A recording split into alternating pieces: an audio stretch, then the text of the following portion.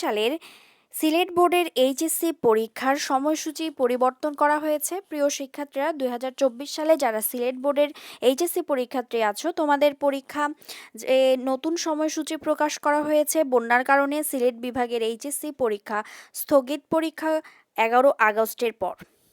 অর্থাৎ সিলেট বোর্ডের স্থগিত পরীক্ষাগুলো 11 আগস্টের পর থেকে শুরু হবে বলে জানিয়েছে বাংলাদেশ আন্তঃশিক্ষা বোর্ড সমন্বয় কমিটির সভাপতি অধ্যাপক তপন কুমার সরকার। এবার দেখি বিস্তারিত কি বলেছে।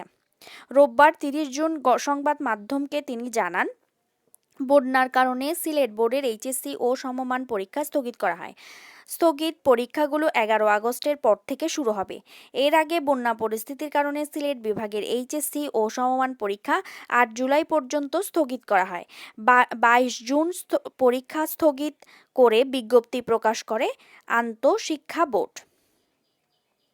বিজ্ঞপ্তিতে জানানো হয়েছে, সিলেট অঞ্চলের বন্যা পরিস্থিতির অবনতি ঘটায় সিলেট বিভাগের আওতাধীন মাধ্যমিক উচ্চ মাধ্যমিক শিক্ষা বোর্ড সিলেট, বাংলাদেশ মাদ্রাসা শিক্ষা বোর্ড, বাংলাদেশ কারিগরি শিক্ষা বোর্ডের অধীনে আগামী 30 জুন থেকে অনুষ্ঠিতব্য এইচএসসি ও সমমান পরীক্ষা 8 জুলাই পর্যন্ত স্থগিত থাকবে।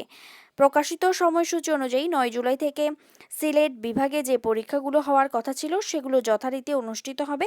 পরে বিজ্ঞপ্তির মাধ্যমে জানানো হবে স্থগিত পরীক্ষার সময়সূচি। ওই যে স্থগিত পরীক্ষার সময়সূচি তোমাদের জানানো হওয়ার কথা ছিল, সেই স্থগিত পরীক্ষাগুলো শুরু হবে 11 আগস্টের পর থেকে।